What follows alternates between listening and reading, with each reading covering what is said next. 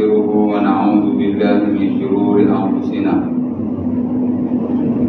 ومن سيئات أعمالنا من يهده الله فلا مضل له ومن يضلل فلا هادي له أشهد أن لا إله إلا الله لا شريك له وأشهد أن محمدا عبده ورسوله اللهم صل على محمد وأزواجه وذريته كما صليت على إبراهيم وعلى آل إبراهيم وبارك على محمد وعلى آل محمد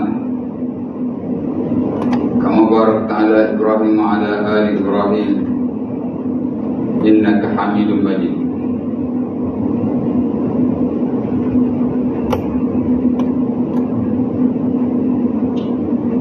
Alhamdulillah, syukur kepada Allah SWT kerana pagi ini dapat sama-sama kita akan salat subuh berjemaah. Kemudian mungkin ada satu pengisian yang boleh kita isi pada pagi ini. Anak pun tak tahu nak isi apa ni. Nak kau siapa?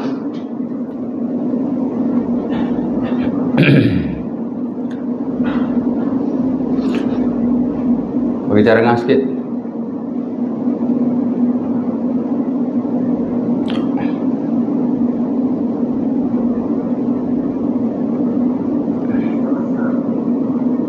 Apa dia? Korban?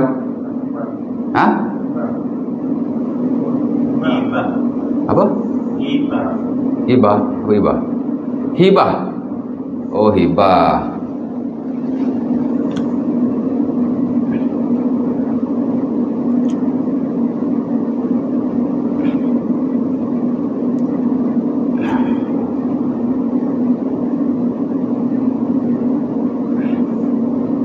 Hibah. Hibah ya. Maulah lah. Okey, baik. Haji bagi cara ngas suruh kongsi buat hibah. Boleh insya-Allah taala.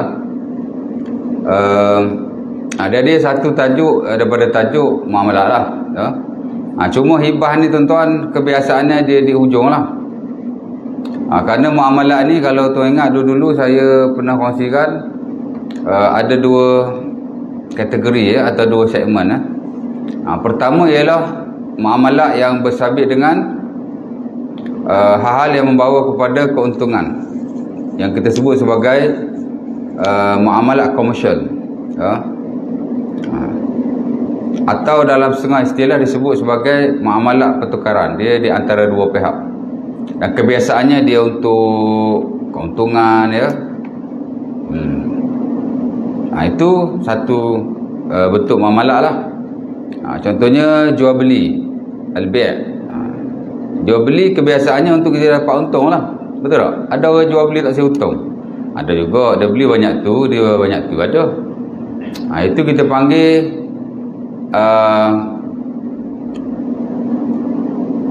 bi amanah. Bi amanah ialah bila kita jual satu barang, kita bagi tahu harga dia yang sebenar berapa dan kita tak ambil untung. Ya. Bi amanah ni ada tiga lah. Pertama, kita ambil untung. Yang kedua, kita tak ambil untung. Yang ketiga, kita rugi pula. Ada tiga situ. Saya beli RM10 ni, tapi saya jual kat awak RM11, saya untung RM1 je. Itu satu bentuk bi amanah. Ya. Yang disebut sebagai murabahah. Hari ni tuan-tuan tengok kat perbankan kan. Biasa dengar tak murabahah tu? Ataupun komoditi murabahah. Kebiasaannya apa-apa pembiayaan dia buat lah. Tuan-tuan nak pergi dapatkan pembiayaan peribadi umpamanya. Dia buat komoditi murabahah. Maksudnya dia tak bagi tuan-tuan pinjaman. Dia beli komoditi, kemudian dia jualkan komoditi itu pada tuan-tuan secara ansuran. Kemudian sepatutnya tuan-tuan jual komoditi itu kepada orang lain untuk dapatkan cash. Dan kalau tuan-tuan nak buat, boleh cakap kabel saya nak komoditi ni. Kebiasaannya macam kelapa sawit ataupun apa-apa logam lah selain daripada emas dan perak. Boleh aja, tapi nyusah kita lah. Biasa kita akan wakil kepada bank untuk jual balik kepada pihak ketiga. Pasal dia ada broker-broker dia. Jadi kita dapatlah cash tu. Antara yang ada lah, antara kontrak yang digunakan ialah komoditi murabahah lah. Dia sebenarnya kontrak tawarruk. Tawarruk tu ialah belian pelbagai. Kita beli daripada seseorang, kemudian kita jual kepada seseorang yang lain. Dia panggil belian pelbagai atau belian tiga pihak. Dalam tawarruk tu ada komoditi murabahah lah. Komoditi murabahah ni maksudnya bank bagi tahu dia beli harga tu berapa dan berapa yang dia jual kepada kita dengan sedikit keuntungan. Tu panggil murabahah. Boleh? Ya. Okey, kadang-kadang kita ambil kadang-kadang kita tak ambil keuntungan langsung. Ya. Boleh jadi juga. Itu dipanggil jual beli amanah tauliah. Maksudnya tak ada apa-apa untung. Dan yang ketiga ialah kita rugi pula. Tadi saya jual RM10.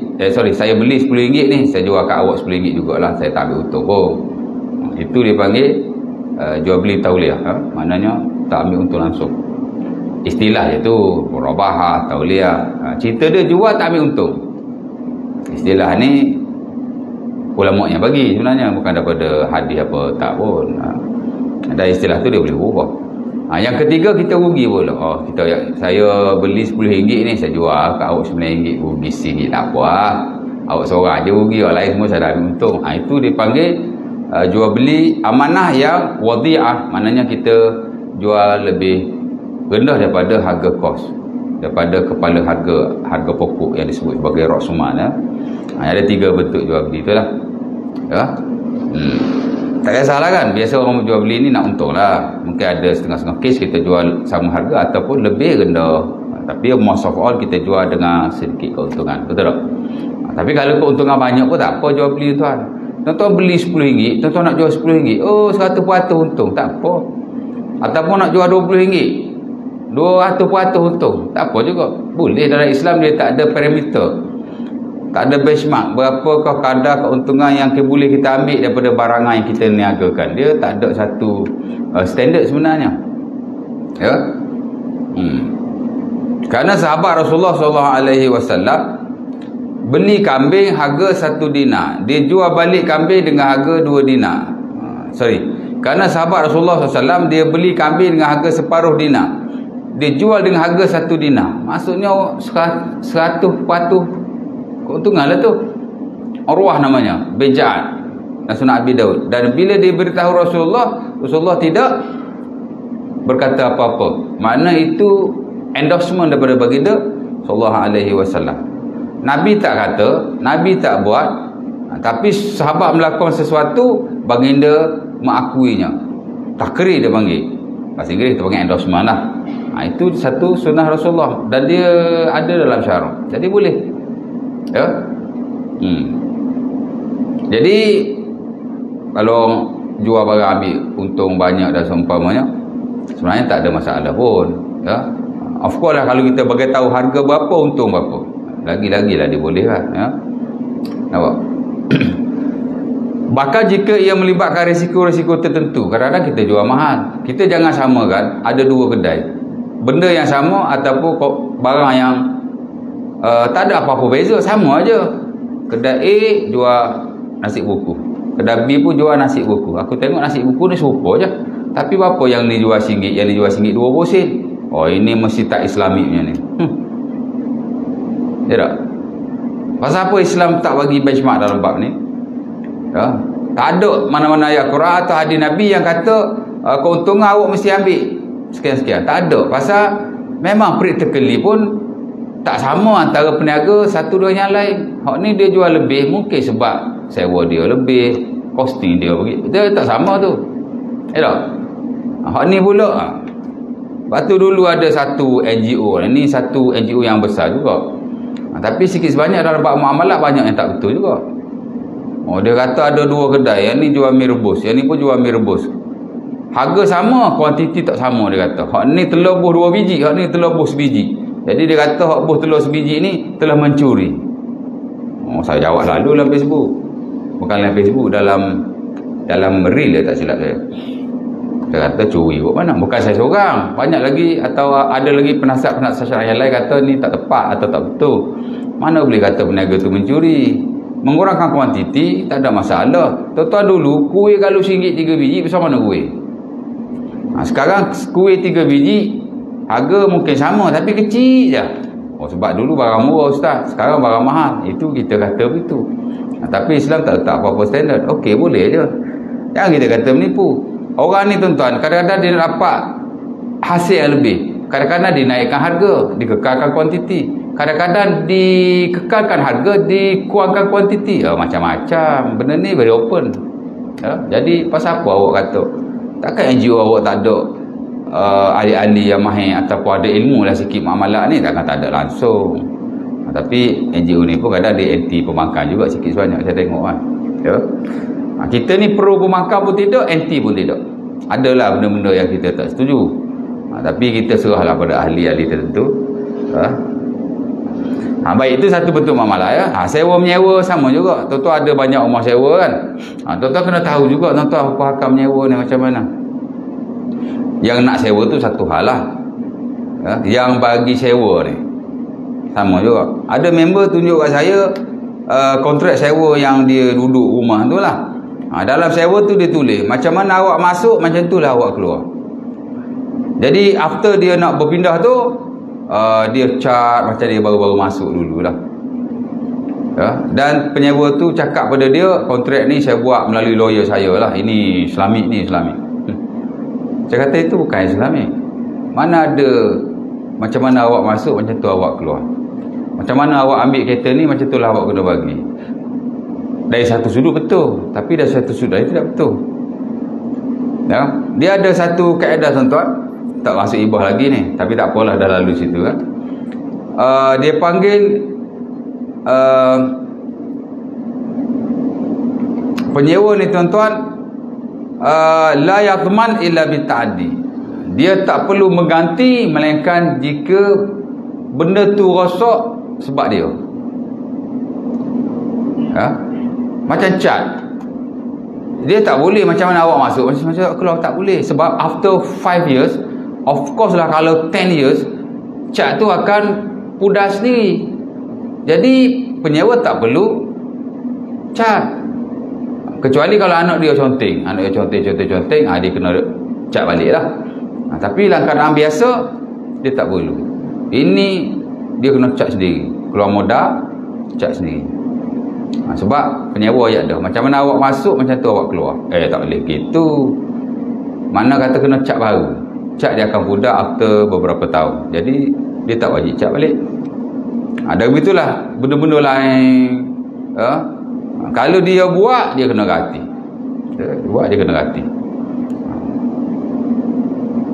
Tapi kalau benda tu normal, ialah macam cat kan, setelah beberapa tahun dia akan pudar. Jadi dia tak wajib.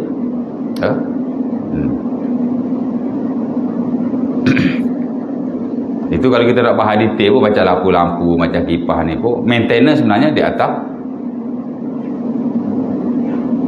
orang yang bagi sewa. Lampu ni after 3 or 4 years dia akan mati. Jadi kalau mati, penyewa. Anak-anak kalau rumah bocor, itu penyewa, itu yang bagi sewa. Bolehlah penyewa tu repair dulu. After that, tukang sewa, yang bagi sewa dia kena bayar balik, ataupun dikurangkan bayaran sewa pada masa akan datang. Pasal kerosakan yang dilakukan, pasal kerosakan yang berlaku tanpa kecuaian atau perbuatan penyewa, dia tak wajib menggantikan. Jadi nak tengok macam tadilah, macam cat, macam bocor, apa-apa kerosakan lah. Kalau kita suruh penyewa tu ganti, maksud kita sudah dianggap zalim kepada dia. Dan kalau kita tak bayar, dia anggap kita dapat bulan-bulan, patut kita kurang kan. Kita sudah dikira memakan harta yang tidak halal lah. Jadi kena tengok juga mana ada harta sewa tu lah. Cerita dia kena tengok. Okey, jadi sewa menyewa itu satu bentuk muamalah komersial. Kerana biasa kita bagi sewa, kita nak untung lah kan. Hatta Imam Al-Ghazali rahimahullah dalam Ihya, dia ajar kepada kita bagaimana nak biarkan duit ataupun nak dapatkan keuntungan dalam sesebuah aktiviti muamalah. Nombor 1 dia buat jual beli, nombor 2 sewa menyewa, yang ketiga pelaburan. Dalam bahasa Arab kita panggil qirat. Imam Ghazali masukkan juga tu. Selain pada jual beli, selain pada sewa menyewa, kita melabur. Kalau jual beli perlu ada produk, tak ada produk tak boleh nak jual. Sewa menyewa pun sama juga, perlu ada harta, aset, ada rumah, ada tanah baru boleh bagi sewa. Kalau tidak, saya nak sewa. Tapi kalau kita tak ada semua itu, tapi kita ada duit, zaman dulu ada dinar, ada dirham, sekarang ada wang kertas lah ya. Mungkin kita boleh bagi pada orang untuk dia usahakan, kita ambil lah sebagai hasil, boleh ya? Cuma tak boleh secara tetap RM nya. Kalau persentif boleh. Awak melabur 1,000 ya, awak akan dapat 1% daripada sumbangan awak based on keuntungan, itu boleh. Tapi semata-mata 1%, itu riba. Banyak kat internet sekarang ni, platform yang ada ni kan, 1% sebulan, ya tak, 2% sebulan, tu tak boleh. Itu bukan patuh Islamik tu, itu riba. Kerana bila kita bagi duit untuk diusahakan oleh seseorang, dia tak boleh ada, nombor satu, jaminan wang dipulangkan. Yang kedua, dia tak boleh ada pulangan tetap daripada sumbangan kita, bukan daripada keuntungan si peniaga. Itu jadi riba. Hakikatnya kita bukan melabur, tapi kita memberi pinjam. Dan bila kita bagi pinjam, kita tak boleh ambil untung. Ya, ada orang tunjuk kat saya satu kontrak perniagaan yang dia nak buat di Terengganu, niaga ayam. Sekarang ni ada banyak kontrak farming, kontrak-kontrak yang macam niaga ayam ya. Sekarang ni pun ada kat Johor ke kat mana, dia kata patuh syariah. Beli ayam, dia tolong belakan. Ya tak? Satu ayam contoh RM5, belilah RM1,000. Ramai orang masuk. Tapi bila kita tengok dia punya kontrak tu kan, tak patuh syariah. Pasal bila saya beli ayam, saya kena tahu ayam saya. Awak ada 100 orang pelabur contohnya, semua beli ayam, macam mana awak tentukan ayam si pelabur tu? Awak boleh kutip duit si pelabur untuk beli ayam, untuk awak beli ayam. Tapi dia tak boleh setiap ayam tu dia mesti ditentukan, kalau tidak jadi orang. Jadi kita tengok in spesifik dalam grup kita ni, kita bincang. Saya ada grup malah tuan, dengan penasihat syariah apa semua. Saya ni tak ada ilmu, follow belakang aja. Tapi kita tengok dia orang bincang kan ya. Kontrak-kontrak farming ni kadang-kadang takut tak farming mana pun, money game je. Money game ni makna lepas tu kena pergi tengok. Kalau dia kata dia buat kontrak farming, pergi tengok ladang dia ada ke tidak. Hari ni banyak jenis scammer ni, kadang-kadang dia bukan scammer tapi dia buat money game. Money game ni mana dia rolling duit mana ada je. Macam dia ampar gitu kan, yang apa nama, apa NGO yang Azmi Yusof header dulu, apa dia panggil, dia buat kutu kan. Siapa yang dapat cari orang masuk atau bayar kutu dalam syarikat ni, dia dapat insentif. Boleh ke? Undang-undang pun tak boleh, Islamik pun tak boleh ya. Pasal apa undang-undang tak boleh? Memang undang-undang negara tuan-tuan tak membenarkan kutu, terutama kalau dilakukan oleh syarikat. Tapi kalau adik-beradik boleh, kawan-kawan boleh, yang tak ada apa-apa bisnes kat situ. Tapi kalau buat kutu, bisnes, syarikat, memang undang-undang salahnya. Memang ada larangan, ada akta dia, tak boleh ada wang kutu lah, mana di bisneskan. Yang kedua, Islamik memang tak boleh dah. Awak buat bisnes melalui kutu gitu, tak ada produk apa pun, betul-betul duit. Macam mana awak bagi insentif kat dia? Daripada duit kutu ni dia bagi, tak boleh. Bahkan kutu tu sendiri, kalau di sisi para ulama, dia ada dua, satu yang membenarkan, satu tidak membenarkan. Dia tak benar tu pasal apa? Pasal ada kontrak pinjam meminjam di situ. Aku pinjam kamu, mu pinjam aku. Aku pinjam kamu, mu pinjam aku. Dia tak boleh. Dia panggil kuruk mutabadilah. Tapi adalah segelintir ulama yang agak longgar. Dia kata kalau tidak membawa apa-apa perkebalahan, pergaduhan, tak ada buat bisnes apa-apa, dia kata boleh setakat kawan-kawan, adik-beradik untuk bantu-membantu sesama kita. Dia benarkan. Yang tu kita guna perkara ni di peringkat wilayah, fatwa yang tempatan ni kan. Jadi kalau kutu nak buat member-member boleh ya. Tapi dia kena ada dokumen juga sebenarnya tuan-tuan. Dia tak boleh main mulut aja, dia kena ada dokumen. Di mana bila kita masuk, kita kena bagi komitmen untuk kita teruskan kutu tu sampai habis. Dia panggil wa'ad. Macam bank buat hari ni banyak wa'ad lah ya. Kena ada lah dokumen tu, sekurang-kurangnya setiap orang kena sign. Jadi kita ada itu pun di syariatkan begitu ya. Baik, itu sewa menyewa, lepas tu pelaburan kan. Jadi kalau tuan-tuan nak melabur kau ada duit, tak adalah juta-juta pergi kat bank nak buat fixed deposit. Itu pun satu pelaburan. Fixed deposit ni tuan-tuan, dia ada paling rendah berapa? 3 bulan. Saya dulu ada masuk fixed deposit juga kat RHB Islamiknya. Jadi cari hak Islamik lah. Kalau tuan-tuan pergi melabur tempat yang tidak Islamik, tuan-tuan sebenarnya memakan riba. Sebab tuan-tuan bagi pinjam, tuan-tuan bukan melabur, tuan-tuan bagi pinjam. Sebab bank dah jamin siap-siap, after 3 bulan tuan-tuan akan dapat sekian-sekian RM daripada tuan-tuan punya sumbangan. Tapi kalau tuan-tuan pergi kat Islamik, sebenarnya duit tuan-tuan bank ambil, bank pergi beli komoditi di bursa daripada pihak A. Komoditi tu dia jual,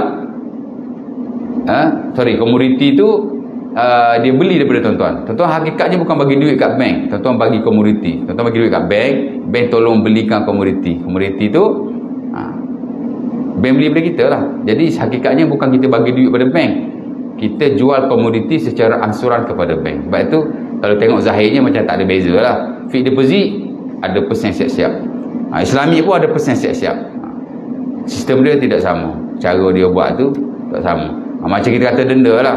Tuan-tuan kalau buat apa-apa pembiayaan, hutang dengan orang, memang tuan-tuan kena bayar balik. Dan bila tuan-tuan tak bayar balik ataupun lambat bayar, tak bagi komitmen, default dan seumpamanya, tuan-tuan memang kena tindakan-tindakan tertentu.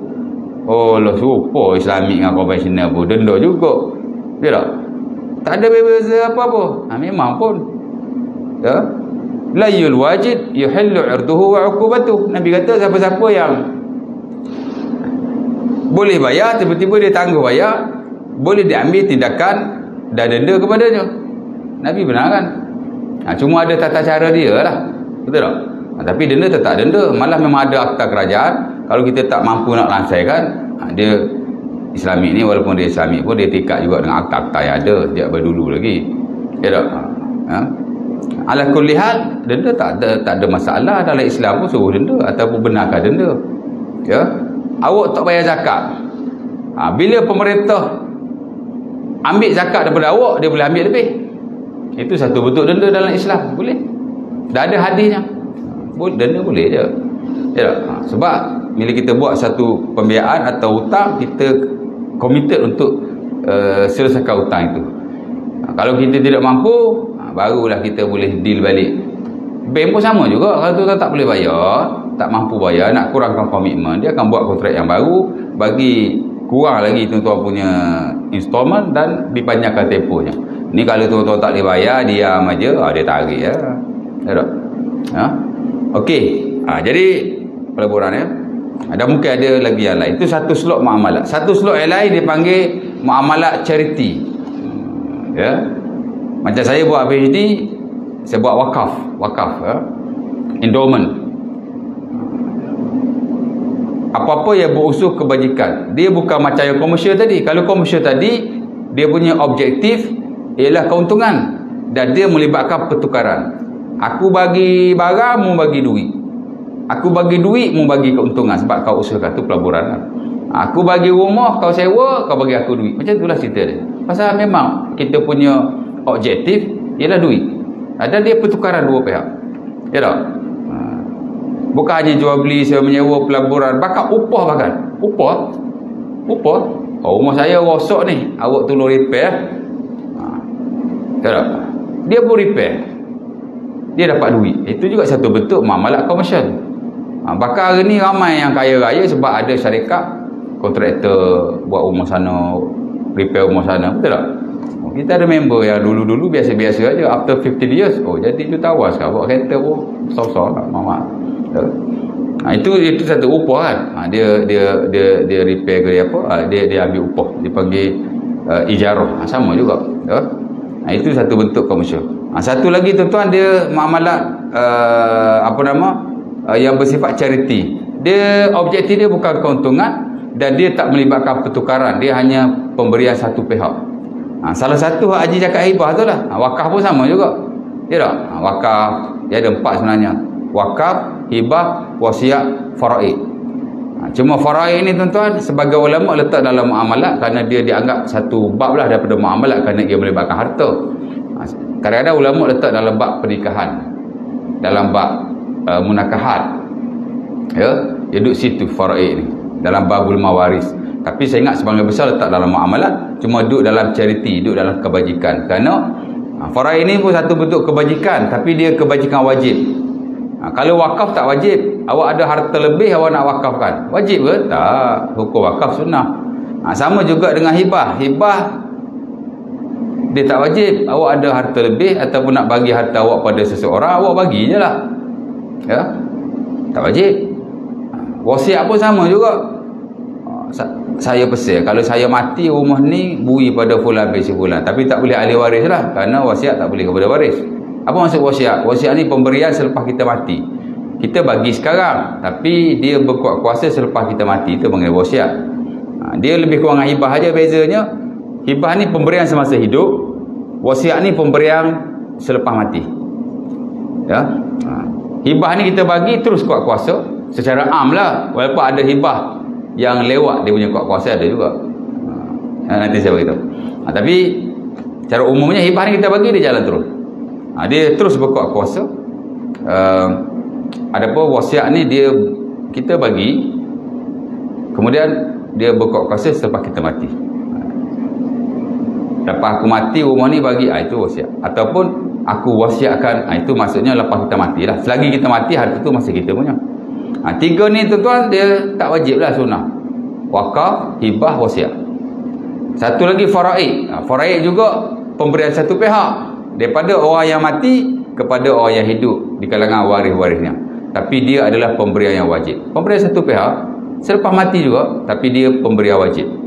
Sebelum mati awak boleh buat apa-apa lah kat harta awak, pasal awak punya. Awak nak hibah ke, awak nak sedekah ke, awak nak wakaf ke, suka hati awak lah. Cuma awak jangan rosakkan saja.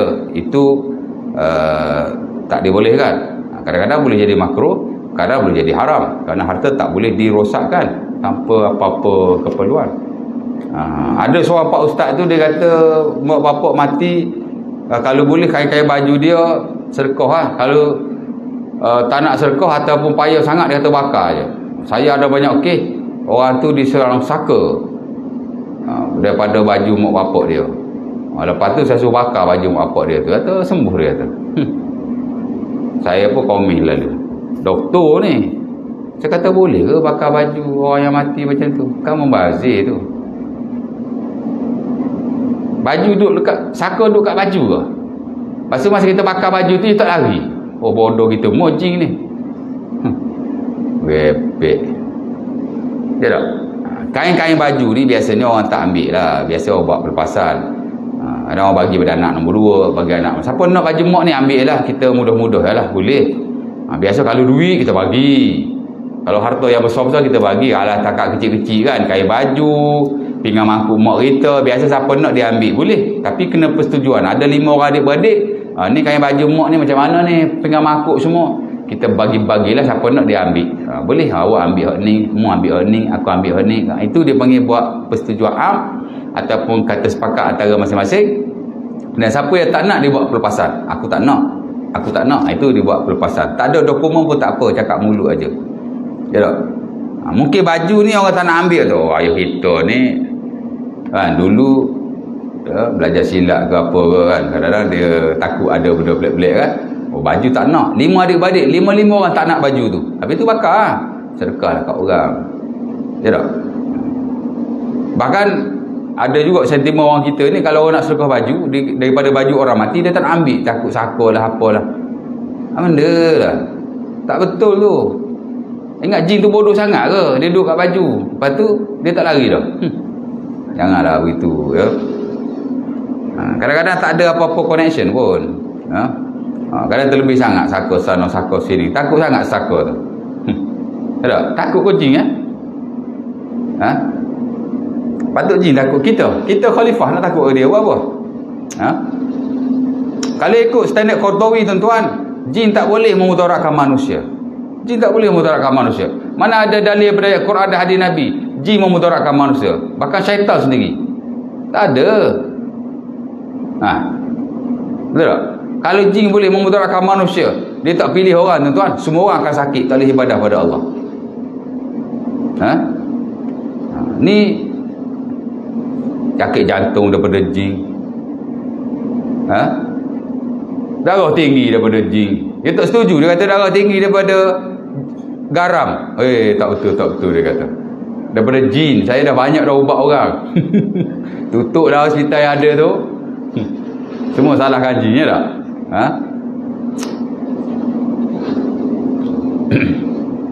Okey.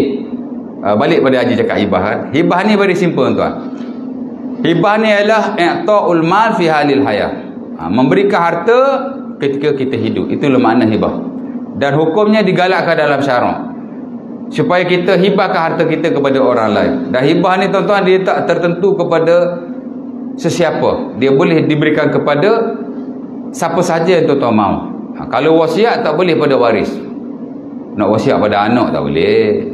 Wasiat pada isteri tak boleh. Ataupun isteri nak siap wasiat pada suami tak boleh. Tapi kalau hibah ni dia agak fleksibel. Tuan-tuan boleh saja hibah kepada sesiapa. Nak hibah pada anak, nak hibah pada tu. Sebab hibah ni dia bagi masa hidup. Kalau wasiat bagi lepas mati, dia tak boleh. Dia clash dengan faraid tu. Tapi masa hidup dia tak clash. Ada orang tanya, Ustaz, apa beza hibah dengan sedekah dan hadiah? Sama saja. Tiga-tiga ni benda ni dia sama. Sedekah ke, hibah ke, hadiah ke. Ya, cuma ulama bezakan. Kalau hadiah ni mana kita bagi pada kawan-kawan, jiran-jiran, sekadar untuk nak merapatkan hubungan dia, nak bagi dia baik dengan kita, dan biasanya ia melibatkan harta yang kecil-kecil. Bagi pen sebatal, duit 100 riyal, itu dipanggil hadiah. Sedekah pula ialah pemberian kepada orang-orang miskin. Ya. Macam tu juga. Ada orang bagi kat orang miskin 1 juta ada. Rumah sebutir ke? Haji ada rumah 2 butir, sebutir bagi fakir miskin ada. Ada.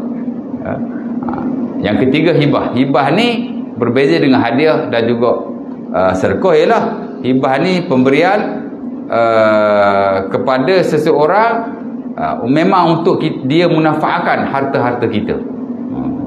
Dan dia melibatkan properti tertentu yang memang ada nilai yang besar lah, seperti rumah, seperti kereta. Kalau duit pun ribu-ribu, itu dia panggil hibah lah. Ya? Dan kita tak bagi kepada fakir miskin, tak bagi jiran-jiran. Kebiasaannya hibah ni kita bagi kepada anak beranak dan saudara terdekat. Dan konteks hari ni kita bagi pada anak-anak lah biasanya, termasuk anak akak. Tuan-tuan kalau ada anak akak kan, dia kalau tuan-tuan mati tak ada faraid, ni banyak kes juga, tuan-tuan bagilah hibah kepadanya apa-apa harta yang tuan-tuan nak bagi. Ya. Baik.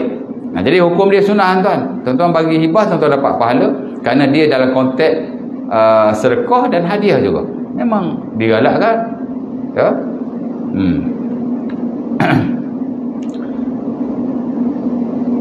Itu dua hukum dia, ya, sunnah. Dalam Quran tak ada ayat yang spesifik tentang hibah. Tapi ulama ambil ayat-ayat yang merujuk kepada infak ataupun sedekah. Kan? Ya, mana-mana ayat tentang infak, mana-mana ayat tentang sedekah, itu juga boleh digunakan dalam hibah sebenarnya. Ya. Boleh saja. Dan hadis Nabi hibah ni ada banyak lah. Antaranya lah hadis diriwayatkan Sahih Bukhari dan Muslim daripada Nu'man bin Bashir, di mana ayahnya menghibahkan kepadanya seorang hamba. Atani abi abdan. Nabi bagi pada aku seorang hamba lah. Ya. Kemudian mak dia pergi jumpa Rasulullah. Nu'man bin Bashir kata, bapa aku bagi hamba kat aku. Lepas tu mak aku pergi tanya Rasulullah, boleh tak gini ni? Dia pergi tanya Nabi. Kemudian Nabi pun bila diberitahu bahawa Nu'man bin Bashir ni diberikan hamba oleh bapanya. Pasal hamba ni tuan-tuan ada konteks dulu dia harta, ya. Harta. Ya. Dan Nabi larang membebaskan hamba jika dia tidak ada harta yang lain. Dan konteks dulu hamba ni harta. Jadi dia bagi hamba kat anak dia. Dia hadiah lah. Dia hibah lah, dia hibah. Bagi tahu kat Nabi. Nabi pun tanya bapa Nu'man bin Bashir. Anhalta kulla waladika bihaza? Adakah kamu beri hibah kepada anak-anakmu seperti ini? Nu'man bin Bashir ni memberi seorang hamba. Orang lain memberi apa? ada gapo-gapo hak lain. La, tak ada, dia kata. Nabi pun berkata kepadanya, ittaqillah fi waladika. Takutlah kepada Allah dari sudut pemberian kepada anak-anakmu. Jadi based on that hadis, antara perkara yang kita perlu tengok juga ialah dia panggil al-adalah awit taswah fil hibah. Bila kita hibah ni kena adil lah. Maksud tak boleh anak yang kita suka kita hibah, anak kita tak suka tunggu faraid atau kita tidak beri apa-apa. Nanti akan menjejaskan hubungan di kalangan mereka. Mana bagi tu bagi adil. Dan memang majoriti para ulama mengharamkan kita hibah di kalangan anak-anak kita secara tidak sama rata atau tidak adil. Tengoklah, mungkin tak boleh lah nak 100% sama, tapi kena tengok. Based on that hadis lah ya. Nampak? Jadi cerita dia begitu. Ya, tuan-tuan ada nak hibah apa-apa. Saya ada member dah meninggal. Dia ada 3 orang anak perempuan. Memang dia dah hibah siap-siap pada anaknya before dia mati. Dia pencen tu, dia bagi 3 rumah, dia ada 4 rumah. Rumah bukan rumah besar-besar pun. Kat sini ada rumah flat, kat Ramasar ada rumah flat, ada 2 rumah lagi saya ingat. Satu flat, satu teres. Itulah cerita dia. Sebab dia sakit tu segi rumah dia. Jadi 4 rumah ni, rumah dia duduk dia bagi kat bini dia, 3 rumah lagi tu dia bagi kepada anak perempuannya. Ya, kalau dia mati, dia tak ada anak lelaki, nanti harta akan pergi kepada orang lain. Jadi dia hibah siap-siap. Bagi saya tidak ada apa masalah sama sekali, boleh hibahkan. Tapi bila dia hibah, dia kena bagi tahulah pada anak dia, ni abah beri rumah ke awak ni. Kemudian dia tukarlah nama. Sebenarnya tak sebut pun tak apa. Apa bezanya tu? Hibah ni tuan-tuan, tak lafaz pun tak apa. Janji anak tuan-tuan tahu, tuan-tuan beri kepadanya, dan kalau tuan-tuan dah tukar nama, dah is okay.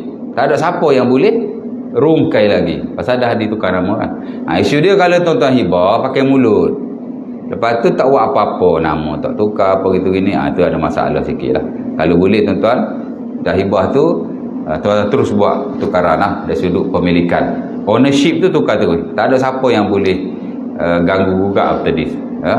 Tapi jangan tukar nama saja, anak tu pun tak tahu. Itu dari sudut Islam ada masalah juga tu ya.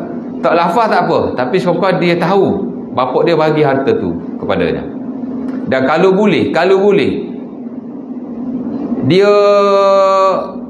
dia panggil dah melakukan tasarruf kepada harta itu. Mana kalau rumah dia duduk sekejap, dia duduk sehari ke 2 hari ke. Kalau kereta atau motosikal dia pakai dah.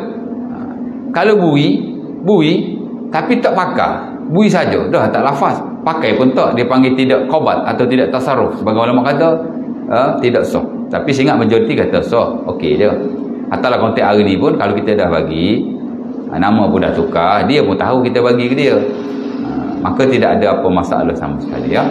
Jadi hibah ni dia very simple ya. Sekarang ni tuan-tuan ada hibah yang baru yang disebut sebagai hibah bersyarat ya. Hibah ni pun tuan-tuan nak tengok juga. Macam KWSP, penama-penama yang dimasukkan tu, itu hibah juga, tapi hibah amanah. Dia cuma beri kepada tuan-tuan sebagai dia panggil apa, pemegang amanah untuk bahagikan duit tu secara faraid.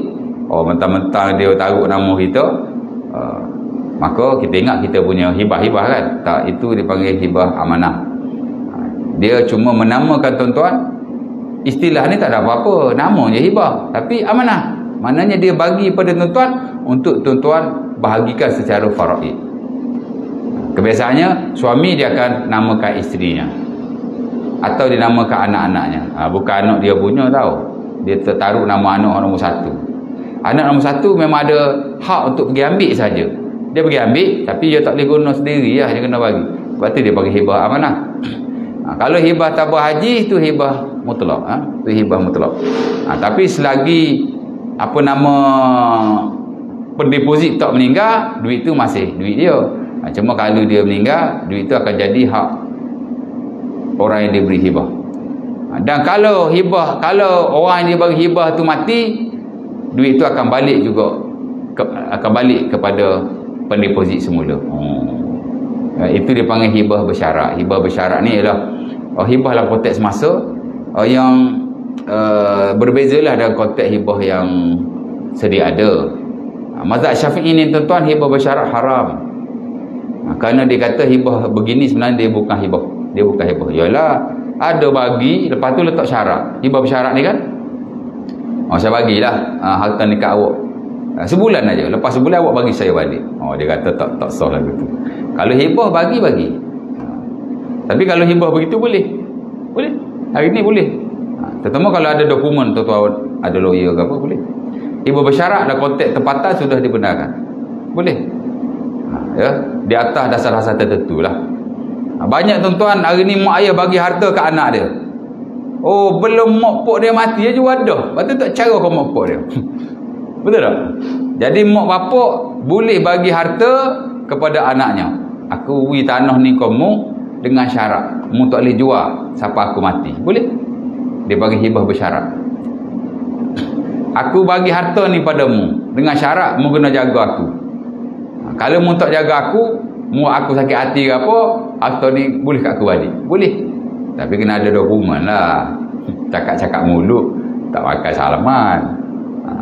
Hibah-hibah bersyarat dibolehkan dalam apa bentuk sekalipun jika ia menepati keperluan dan kemaslahatan tertentu. Boleh. Macam hibah-hibah yang baru sekarang ni dipanggil hibah harta gadaian. Boleh. Harta-harta yang belum lagi dihabiskan pembiayaan di bank boleh buat hibah. Saya ada rumah. Ya tak? Rumah ni nama saya. Kalau saya mati, saya nak rumah ni boleh kau bini saya. Tak boleh tu, wasiat. Tak, ini bukan wasiat. Ni dipanggil hibah harta gadaian. Dia satu bentuk hibah bersyarat pada hari ini. Tapi tuan-tuan kena pergi jumpa lawyer syar'i. Dia ada dokumen-dokumen dia. Buka hibah bersyarat berkenaan. Boleh. Dengan syarat bila tuan-tuan mati, rumah tu boleh dilasaikan. Sama ada dengan takaful ataupun tuan-tuan ada sumber-sumber yang lain. Macam tuan-tuan ada takaful nyawa, hibah nyawa, insurans nyawa kat luar tu kan boleh. Sebab yalah, rumah ni kadang ada insurans. Tapi insurans rumah tuan-tuan nak tengok MRTT dengan MRTA tu dia cover tak bila tuan-tuan mati. Kadang dia cover tak habis. Ataupun tuan-tuan buat rumah pembiayaan 30 tahun tapi insurans cuma 10 tahun. Ada orang dia tak tahu. Dia beli rumah buat ni 30 tahun tapi insurans cover 10 tahun. Dia tak tahu. Patut rumah aku murah dia kata. Bagi cover mana bila tuan-tuan mati, rumah tu diselesaikan sama ada dengan insurans rumah tu ataupun tuan-tuan ada insurans lain. Maka tuan-tuan boleh buat hibah seumpama ini. Buat lah. Jadi bila tuan-tuan mati, tuan-tuan nak rumah ni jadi milik tuan-tuan, milik isteri tuan-tuan ataupun anak tuan-tuan. Tuan-tuan tak nak lepas tuan-tuan mati dia difaraikan. Nanti tuan-tuan mati kan, mungkin tuan-tuan ada bapak lagi, tuan-tuan tak naklah pergi ke ayah tuan-tuan. Ayah tuan-tuan tu dah kaya dah. Ataupun tak tahulah kan. Dia boleh hibah macam tu. Harta yang belum habis lagi bank, tuan-tuan boleh buat hibah. Hibah bersyarat. Ya, pergi jumpa lawyer syar'i, cakap saya nak buat hibah bersyarat harta gadaian. Harta masih pembiayaan. Dia pun bagilah dokumen apa gitu gini. Jadi bila tuan-tuan mati, dia akan buat proses hibah di mana rumah tu akan dihibahkan kepada siapa yang tuan-tuan mahu. Mungkin tuan-tuan nak bagi kat anak ke. Macam saya kan anak perempuan seorang. Saya masih ada bapa, saya ada adik-beradik, saya ada pak saudara. Jadi kalau saya mati, anak saya hanya dapat sebab kecil daripada harta. Kecil je. Isteri sama juga. Jadi dia akan pergi pada bapa saya. Kalau bapa saya tak ada, dia akan pergi pada bapa saudara saya. Boleh jadi dia akan pergi pada adik-beradik saya. Pasal saya tak ada anak lelaki, saya ada anak perempuan aja. Jadi kalau saya nak bagi harta saya pada anak saya bila saya mati nanti, melalui jalan wasiat tidak boleh. Tapi kalau melalui hibah bersyarat boleh. Adalah kebaikan-kebaikan tertentu di situ. Walaupun orang yang konservatif, yang betul-betul mazhab Syafi'i lah kononnya, dia kata tak boleh, tak sah. Awak kata tak boleh. Dunia pakai, Malaysia pakai. Ya, cerita dia gitu lah. InsyaAllah ta'ala lama lah pula. Boleh ada nak tanya apa-apa tak? Jelas jadi haji nak buat hibah boleh aja. Hibah saya pun boleh juga. Walaupun saya tak ada kena-mena dengan haji. Mana tahu nak bagi asal-asal rumah sebiji. Alhamdulillah. InsyaAllah ta'ala ya. Tapi in detail dia ada lagi. Tapi dia tak rumit. Buat hibah ni dia very simple. Cuma kalau dalam konteks hibah semasa dia agak teknikal sikit, dia agak rencam ya. Dia punya syarat-syaratnya. Tapi cara amnya hibah ni dia simple saja. Dia hanya melibatkan 4 rukun saja. Si pemberi hibah, si penerima hibah, harta hibah dan juga lafaz hibah. Ataupun apa-apa bentuk kontrak yang dilakukan. 4 rukun je. Ya. Dan hibah ni tuan-tuan, bila tuan-tuan beri, tuan-tuan tak boleh ambil balik. Ya. Melainkan kalau pada anak tuan-tuan. Bagi ke anak boleh ambil balik. Ya. Sebagai ulama membenarkan adalah hadisnya. Tapi nak cerita boleh. Tapi kalau orang lain tak boleh lah. Tuan-tuan dah bagi, tuan-tuan tak boleh ambil balik. Terutama kalau dia dah ambil harta tu. Tapi kalau tuan-tuan bagi, dia tak ambil lagi. Aku bagilah motor ni kamu. Ya tak? Motor duduk mana? Duduk KL. Duduk Kelantan. Dia tak ambil lagi motor tu. Nama pun tak tukar lagi. Tiba kita tukar fikiran. Tak jadi lah hibah kamu. Lafaz dah tu. Aku bagi motor ni kamu. Saya terima motor. Tapi motor dia tak ambil lagi. Duduk Kelantan. Tuan-tuan, aku tak sih. Batal balik lah. Boleh.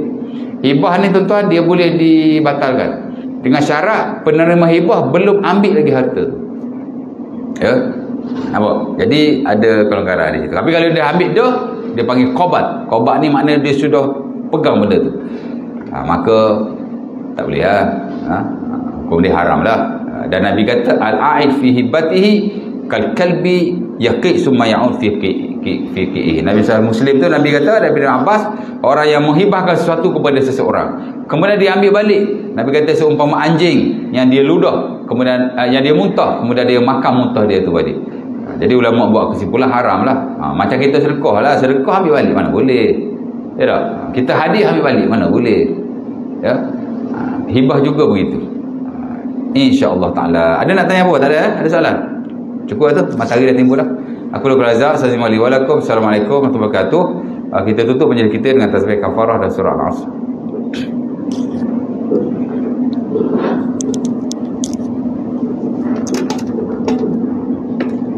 Bismillah.